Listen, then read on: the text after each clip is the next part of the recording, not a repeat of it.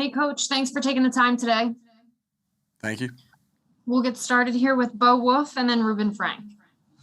Hey, Nick, to follow up on our conversation from yesterday about finding an identity, as you watched the tape, did you feel like this was the case of you guys finding an identity, or was it more a reflection of what was working against that Lions team? Yeah, I would say, again, a little bit of both, just the way I answered it last night, because I get it that, after watching tape, I should have some new perspectives of it. But, again, what I thought last night was kind of the indicator of it. Hey, we had some good success early on running the football, being able to continue with what was working.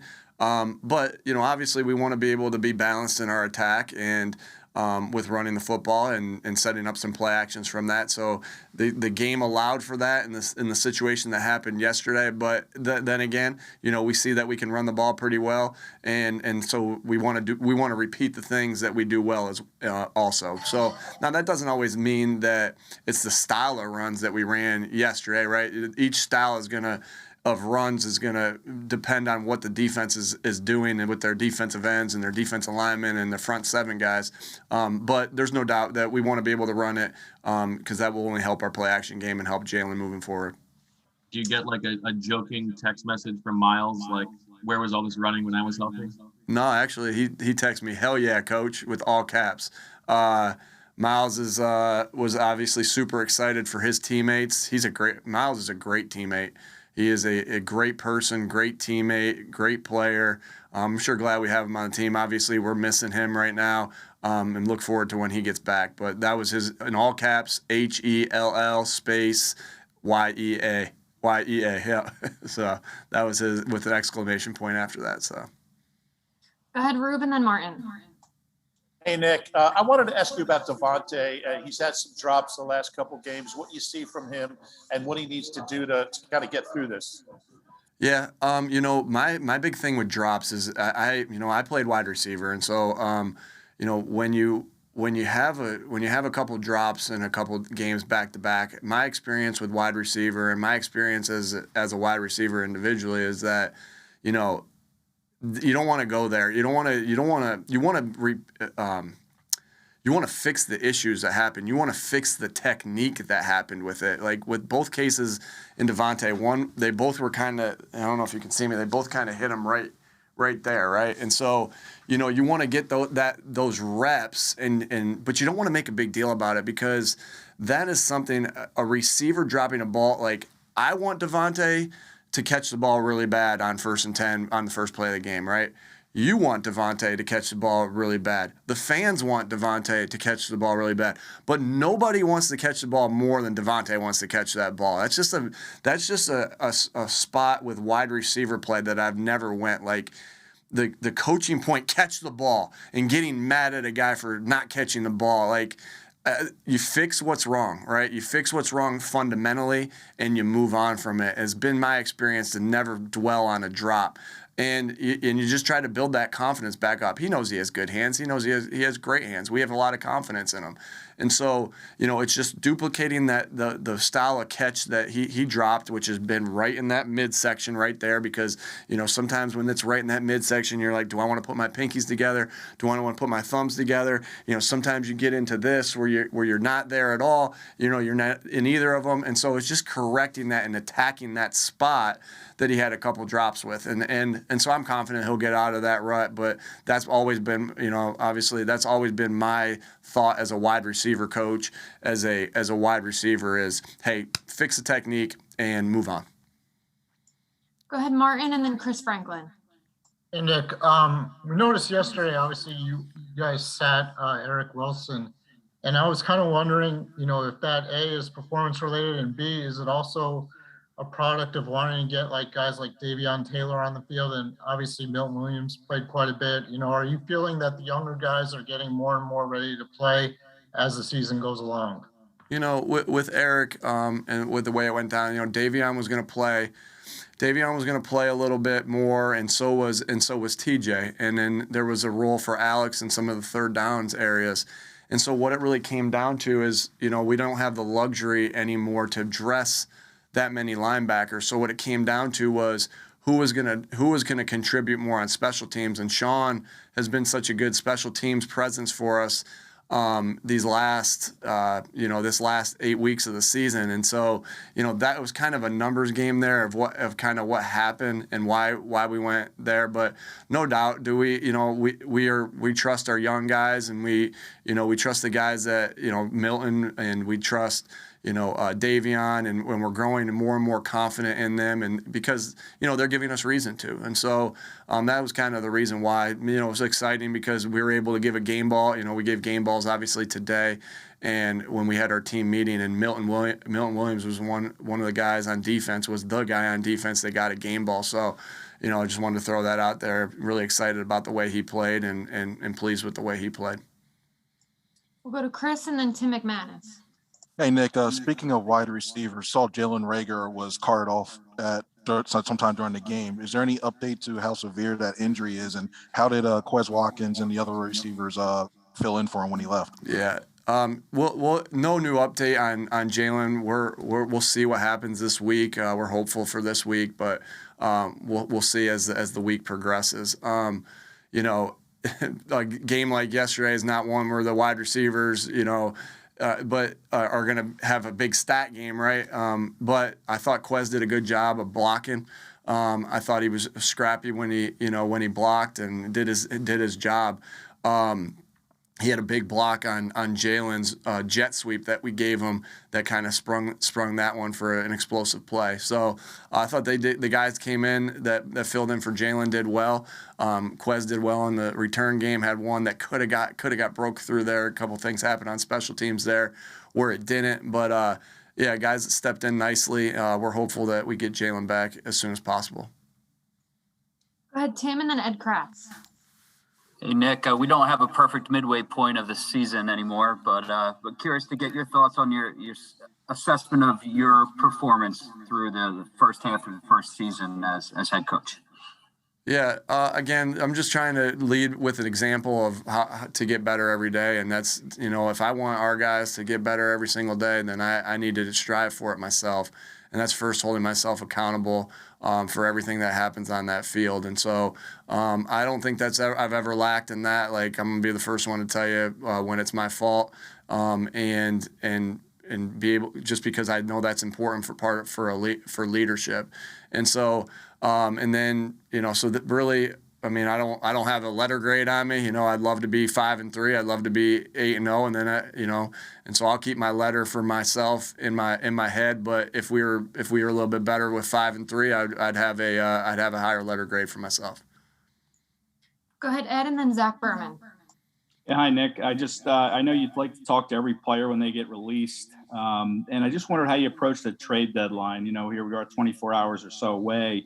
Do you talk to the players about this, or did you just kind of assume that this is business as usual for the NFL and they need to be acceptant of whatever happens?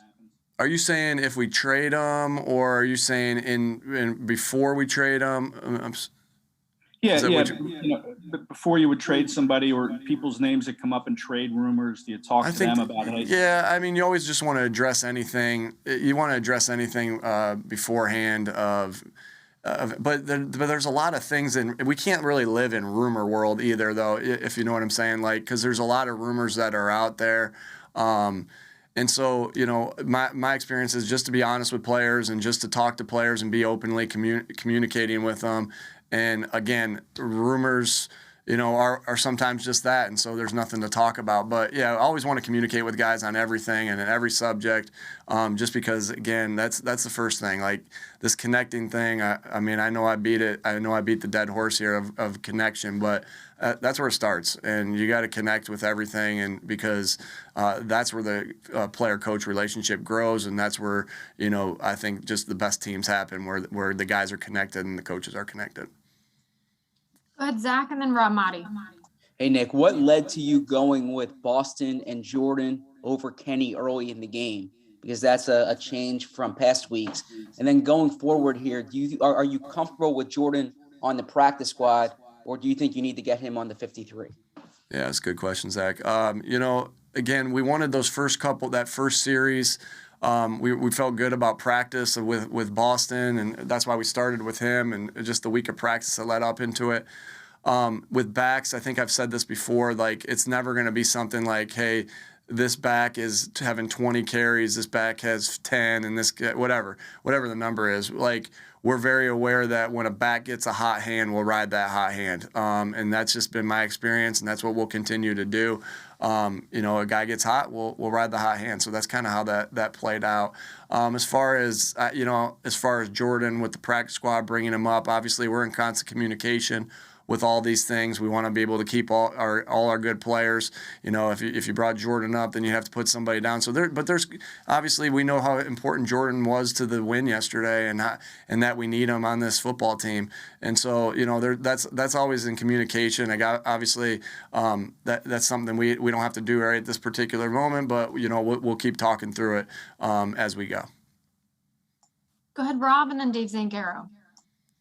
Hey, Nick, as you look at the standings now, near the midpoint of the season, that final wild card spot is within grasp. How much do you talk to, whether it's other coaches or the players, that the way things have shaken out right now in the NFC, it's still within reach despite any struggles that you've had along the way? Yeah, Rob. Really, what we always focus on is being 1-0 this week and winning the game this week against the Chargers. And so we're on to round 9. I think you've heard me talk about the heavyweight bout, like round 1, 2, 3, 4, 5, 7, 8, 9, 10, etc.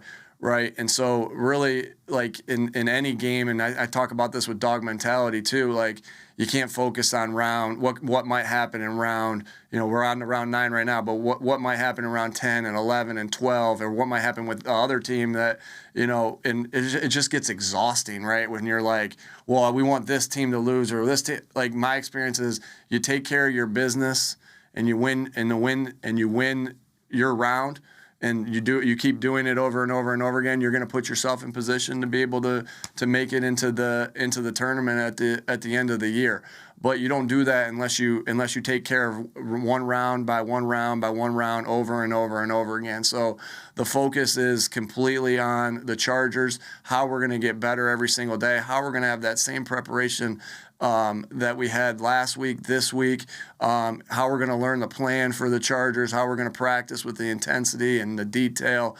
And so I know that feels like a little bit of coach speak, Rob, but that's exactly, I can only be honest with you, and that's exactly how I think, and that's exactly how I want everybody on this team to think, is just one game at a time, one day at a time. Don't look too far ahead, don't look too far behind, unless it's to learn and to get better from. Go ahead, Dave and Mike K. Hey, Nick, 2 games into Dallas Goedert being the clear-cut number 1 tight end, what's your assessment of his play been? And ideally, how big a part of this offense do you want him to be going forward? Yeah, I think he's played 2 great games in a row as the guy and the main guy. No surprise to me. That's why we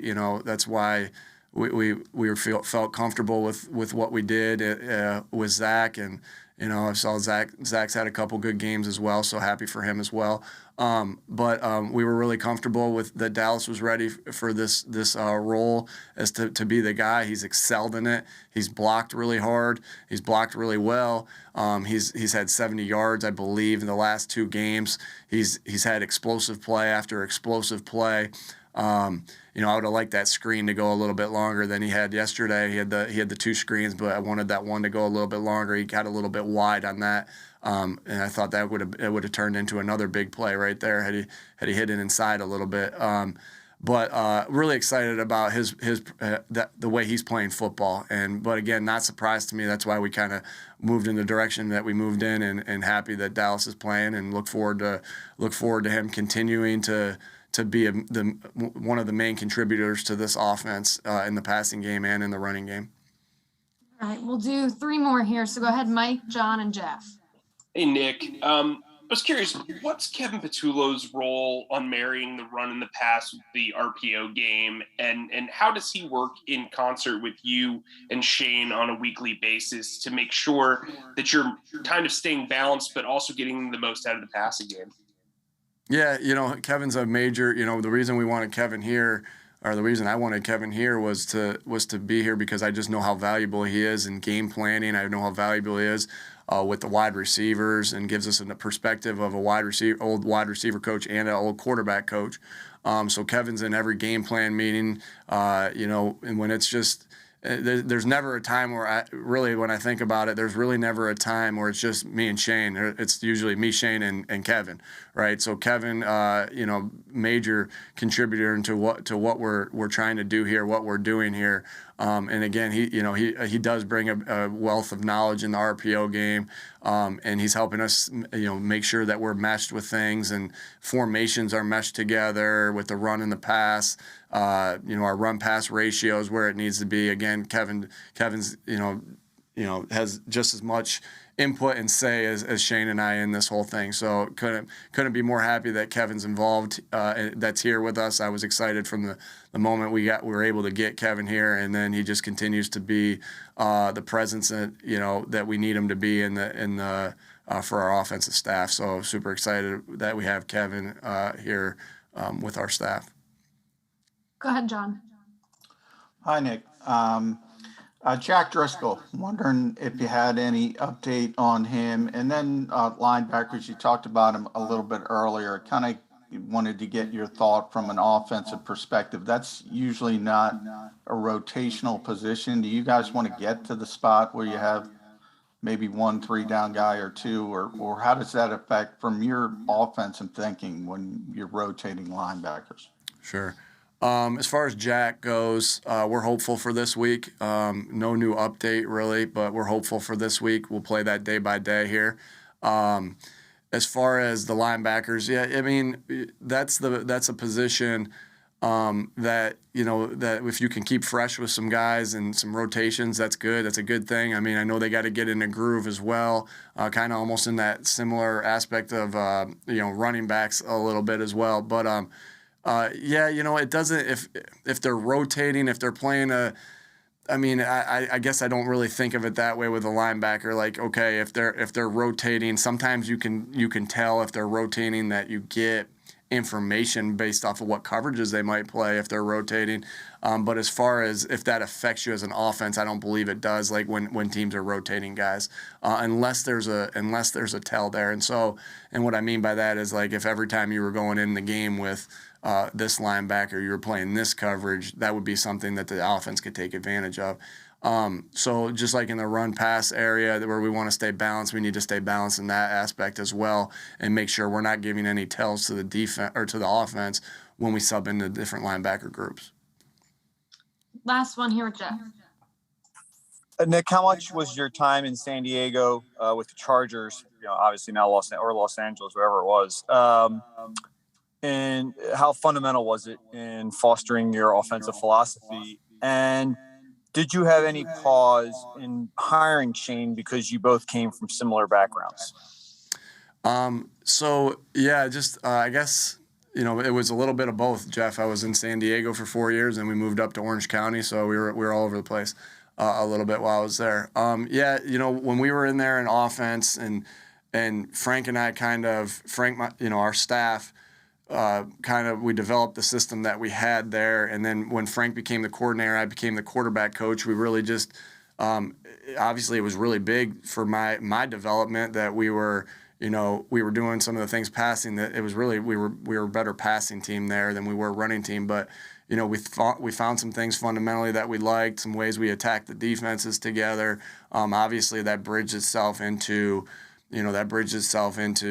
Frank and I reconnecting in Indianapolis, which gave me the opportunity to have some success there to be here. So obviously that was a big development part in my coaching. Also being around a player like Phillip Rivers, you gotta come with your A game as a coach every single day because there's not too many things that guy hadn't seen. And so when I became the quarterback coach there, I had to dig and claw and scratch to give him a nugget that he might not have seen because this guy would see everything. And so I just think I really grew as a football coach there and some of the good coaches that we had there. As far as with Shane, Jeff, we were, when I'll put it this way, when Frank and I, when Frank left to come here to Philadelphia and I stayed in San Diego, obviously, Frank saw a different way to do it. I saw a different way to do it. And then we reconvened in Indianapolis, and it didn't look the same way we saw it. And, we both grew, right? We both grew and we both saw different things. And so then our offense evolved there in Indianapolis to look, not, I want to say completely different, but to look different than it did in San Diego. And that's my same thought here. Like Shane went and, I went and got back with Frank. And again, I knew how our system evolved, and I know Shane did the same thing when I left. And so, again, and that was what I was thinking. Like, again, you just don't stay the same. You just don't sit in your philosophies. You constantly tweak, and you look for ways to get better over and over and over again. And so every single week you look for ways to get better and get better every single day. So I knew that would be a good transition too, just like it was for us in Indianapolis. All right. Thanks for the time today, Coach. All right. Thanks, everybody.